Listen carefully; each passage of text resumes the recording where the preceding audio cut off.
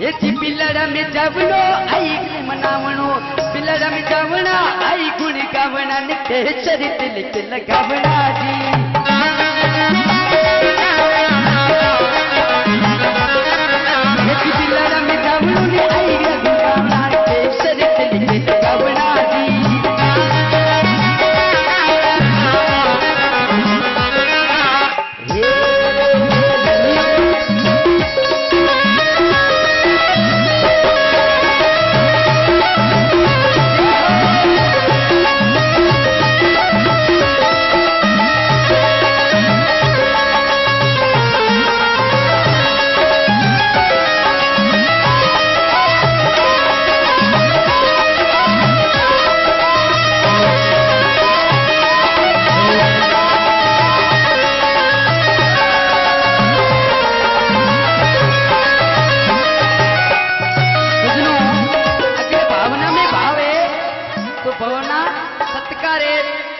भावना में भावनी है तो भावना बिल्कुल बेकार है बिल्कुल ताल रे साथे